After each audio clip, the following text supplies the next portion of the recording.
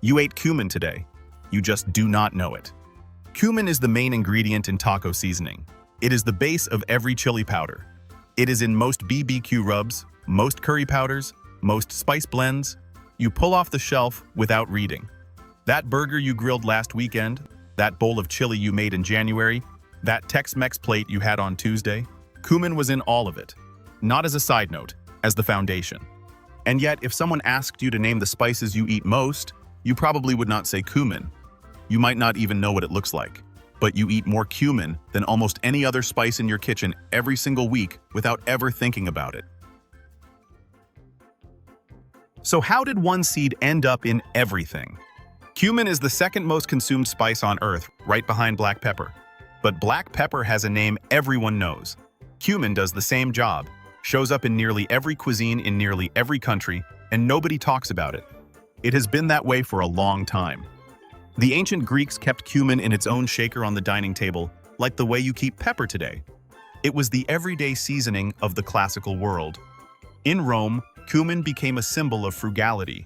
The emperor Antoninus Pius earned the nickname Cuminus because his subjects thought he pinched every coin. A man so careful with money, they named him after the cheapest spice in the market. Ancient Egyptians used cumin oil in their embalming mixtures. The compound in cumin that gives it that smell also kills bacteria, which is why it worked in preservation and why it works in your food. 5,000 years later, the same chemistry, the same seed. And here is a detail most people never catch. Cumin and caraway seeds look almost identical. Same size, same shape, same ridges. Put them side by side, and most people cannot tell which is which. Two completely different flavors from two seeds you cannot tell apart by sight. Cooks have been confusing them for centuries, and some spice suppliers have not always corrected the mistake.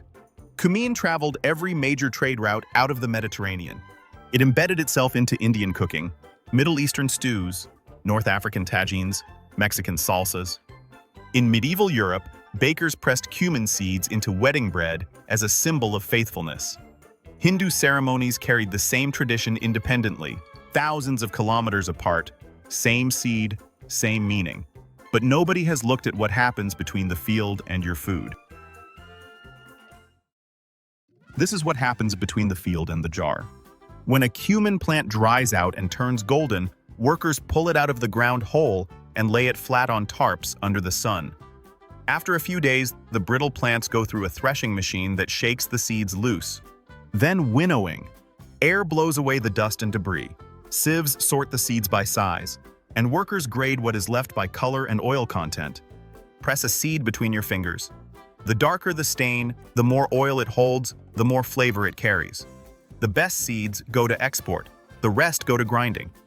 In Unjha, a small town in Gujarat, India, sits the largest cumin trading market in Asia.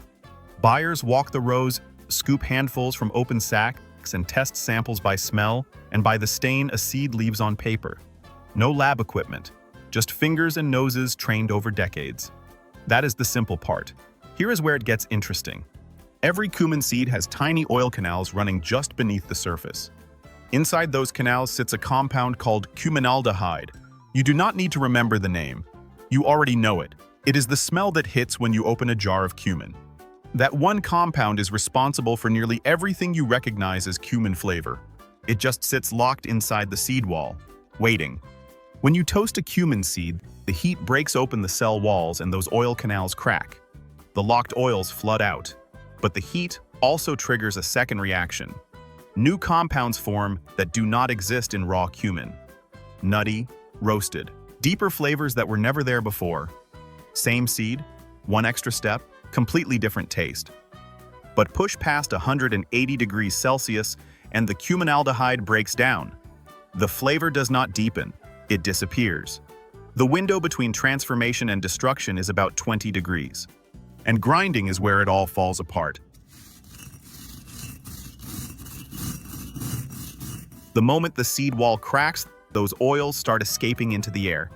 Fine grinding can cost up to half the total flavor, and most of that loss happens within the first hour. A factory grinds packages, ships, and sits on a warehouse shelf, sits on a store shelf, sits in your cabinet. By the time you open that jar, What you taste is a shadow of what left the mill. That is the distance between cumin at its peak and the powder most people actually use. Same seed, completely different experience. Now here is where the money is.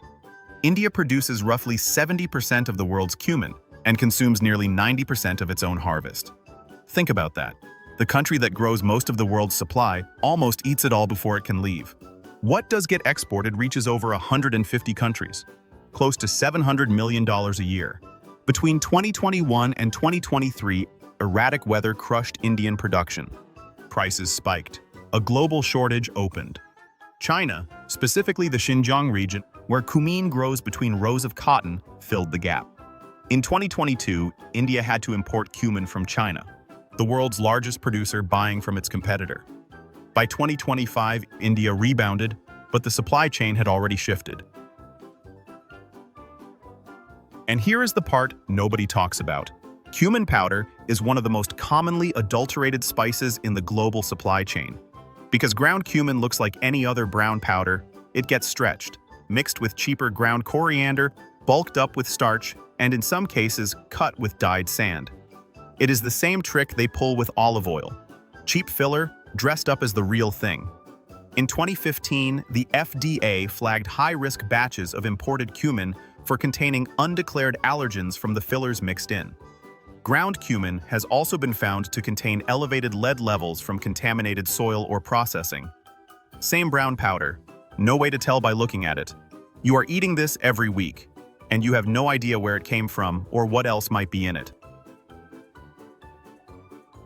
Next time you are in the spice aisle, look at where cumin sits. Bottom shelf, smallest jar, cheapest price. The most consumed spice in your kitchen, sitting where nobody looks. Now pick up that jar of taco seasoning next to it and read the ingredients. Cumin is listed first, before the chili, before the garlic, before the onion. It is not the accent, it is the floor. Every Tex-Mex dish, every pot of chili, every barbecue rub you have ever used starts with a seed that America does not grow. Nearly 100% of the cumin consumed in the United States is imported. The backbone of American comfort food depends entirely on a seed from the other side of the world. You have been eating it your whole life. You just never knew its name.